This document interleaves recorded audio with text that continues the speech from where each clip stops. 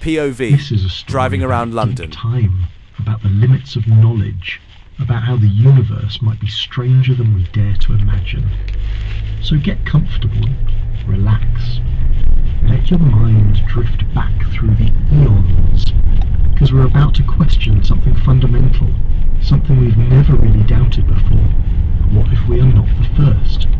Now, before we go any further, we need to talk about what this hypothesis actually is, because the name alone probably sounds ridiculous to you. The Silurian hypothesis. It sounds like something from a late-night conspiracy theory forum, or maybe a rejected science fiction novel premise. And honestly, that's exactly where the name comes from. But the science behind it? That's deadly serious. The hypothesis was formally proposed in 2018 by two scientists who, between them, have about as much credibility as you can get in their fields. Gavin Schmidt is the director of NASA's Goddard Institute for Space Studies. This isn't some fringe researcher working out of his garage. This is one of the most respected climate scientists on the planet, someone who literally models Earth's climate systems for NASA. The other half of this duo is Adam Frank, an astrophysicist from the University of Rochester who specializes in the life cycle of stars and planets. Together they published a paper that would ask one of the strangest questions in modern science. Could we actually detect evidence of a prior industrial civilization in Earth's geological record? The name comes from Doctor Who. Specifically, it references the Silurians, a race of intelligent reptiles who, in the show's mythology, evolved on Earth millions of years before humans and built an advanced civilization before going into hibernation. Schmidt and Frank needed a catchy name for their thought experiment, and that's what they picked. They're not claiming lizard people existed. They're not saying they believe there was a prior civilization. They're asking a much more subtle, much more scientifically interesting question. If there had been an industrial civilization on Earth millions of years ago, would we be able to find it? Think about that for a second. Not could there have been one, not is there any evidence for one. But would we even know how to look? Would we recognize the signs? Would anything even survive for us to find? This is what makes the Silurian hypothesis so fascinating. It's not pseudoscience dressed up in academic language. It's genuine scientific inquiry into the limits of our knowledge and our detection capabilities. It's the kind of question that sounds crazy until you actually think about it, and then you realize it's actually profound. Here's why scientists would even ask something that seems so outlandish. We're living in a moment where humanity is leaving very specific signatures on the planet.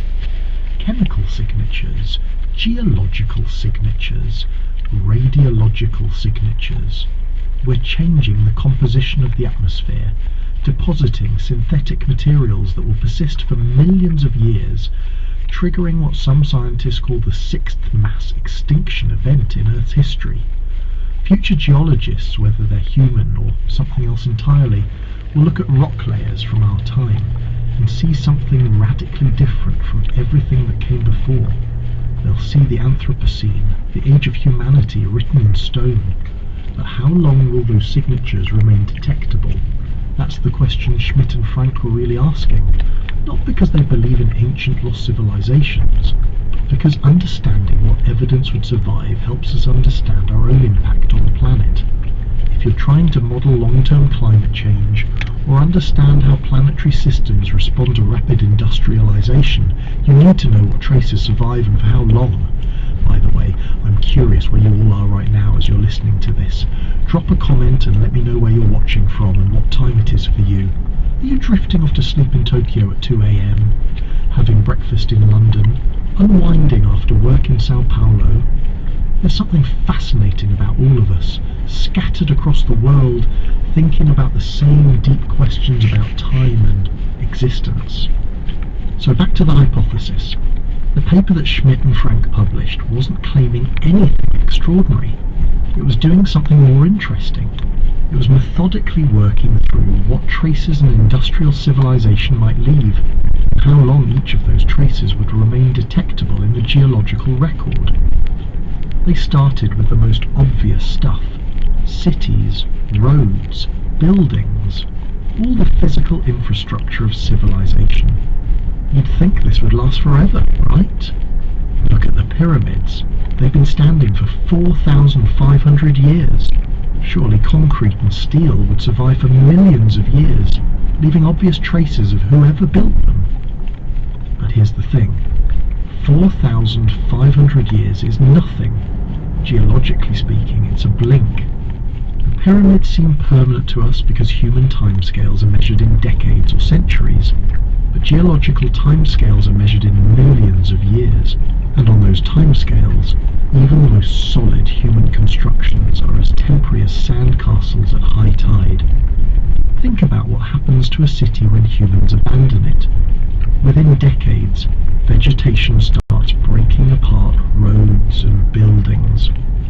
Within centuries, most structures have collapsed. Within thousands of years, even the foundations are being broken down by freeze-thaw cycles, root systems, chemical weathering. Within millions of years, plate tectonics have recycled the entire land surface multiple times over. That city has been subducted into the mantle, melted, and redeposited as new rock somewhere else entirely. The Earth is not a museum, it's a recycling system, an incredibly efficient one that's been operating for 4.5 billion years. The planet destroys evidence as fast as it creates it, grinding and melting and mixing everything back into the geological cycle.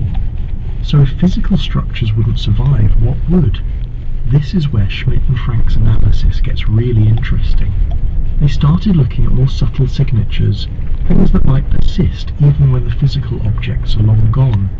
Chemical signatures, for instance. An industrial civilization would burn massive amounts of fossil fuels, depositing specific isotopes of carbon into the atmosphere and oceans. It would mine rare Earth elements and concentrate them in ways that don't happen naturally. It would create synthetic molecules that don't exist in nature, plastics and pesticides and pharmaceutical compounds that might leave traces in the sedimentary record. Radioactive signatures too. If a civilization developed nuclear technology, it would leave behind isotopes with very specific half-lives and ratios. These would be detectable for millions of years, maybe longer, depending on what exactly was produced and where it ended up. Temperature spikes. The rapid industrialization would cause sudden warming, which would show up in ice cores, sediment layers, and fossilized pollen records as an abrupt shift in climate.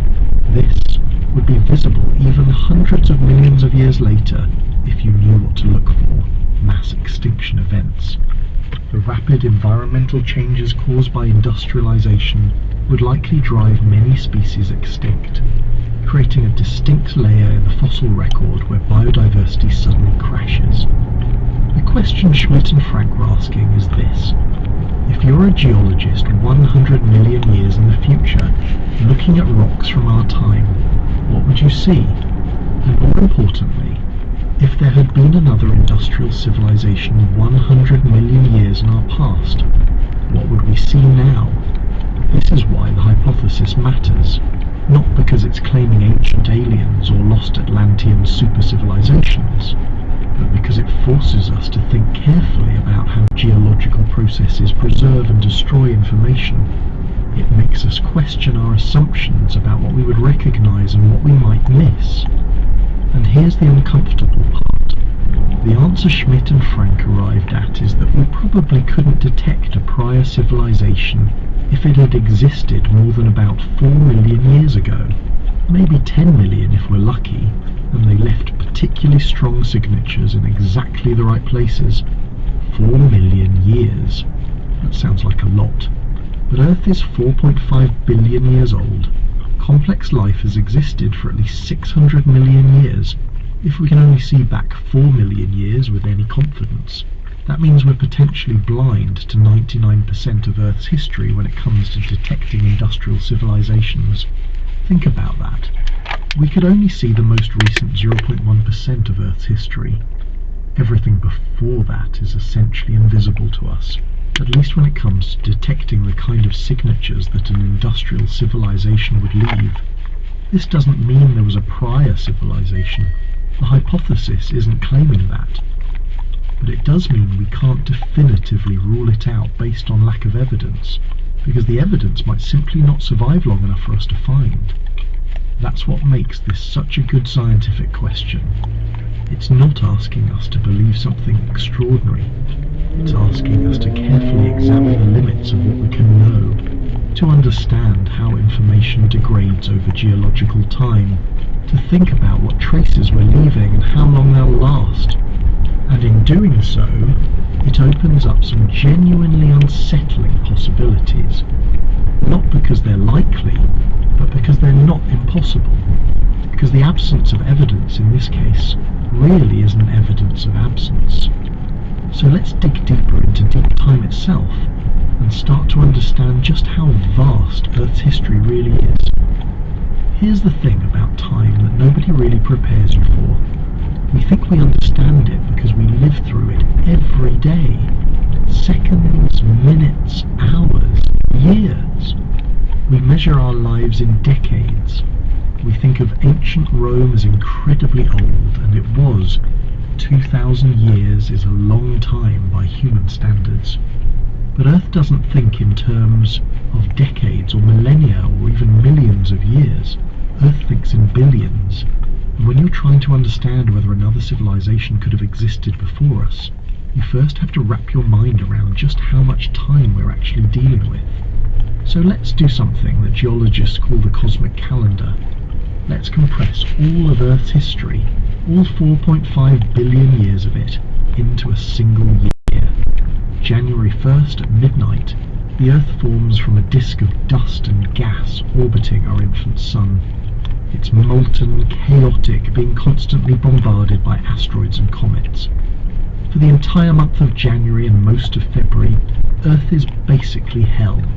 A ball of liquid rock slowly cooling, constantly being reshaped by impacts.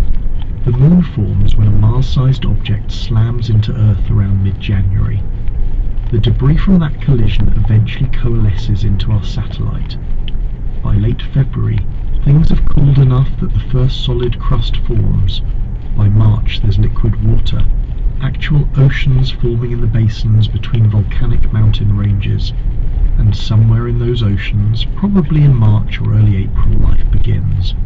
We're not sure exactly when or how, but chemical reactions in those ancient seas create the first self-replicating molecules, the first primitive cells, single-celled organisms that would look like nothing to your eyes, but they're life.